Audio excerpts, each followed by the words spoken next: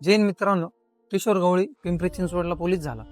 खरं तर या परिषद सांगत असताना गेल्या 3 वर्षापासून यांनी भरती केली. मागच्या भरत्यांना उडलं आणि असं वाटलं का ह्या अकॅडमीमध्ये आपलं काहीतरी होऊ शकतं. गेल्या वर्षापासून त्यांनी आपल्या अकॅडमीमध्ये अथांग कष्ट केले आणि आज हे घवघवीचे यश त्याला मिळलं.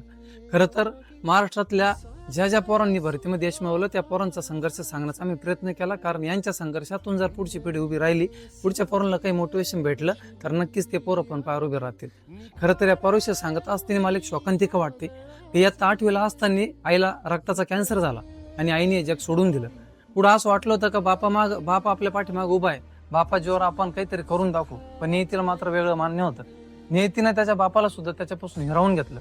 आई आणि वडील दोघंही नसताना या समाजामध्ये संघर्ष करत उभं राहणं एवढं सोपं नाही. पण तरी सुद्धा आत्यासोबत राहून, भावासोबत राहून या पोरांनी आजपर्यंत यश मिळवून दाखवलं, संघर्ष करून दाखवला.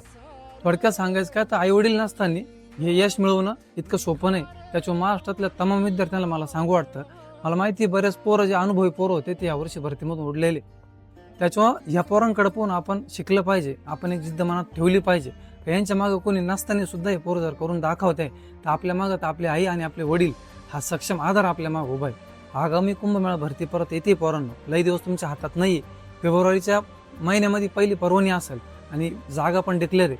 त्याच्यामुळे जे अपयश आलं त्या अपयशाला सोडून द्या, तो आळं झटकून टाका आणि परत पुढच्या भरतीत चांगली तयारी करा. आणि आपल्याला पण पुढच्या भरतीमध्ये स्वतःला प्रूफ करून दाखवायचं आहे. या अपयश झटकून आपल्याला आपली एक क्षमता, आपली एक दानात उभी करून दाखवायची हे डोक्यात ठेवा आणि पुढच्या भरतीसाठी जोरदार तयारी करा आणि पुढच्या भरतीत स्वतःच्या जिल्ह्याला यश मिळवून दाखवा. जय हिंद, जय भारत. वणव्यातली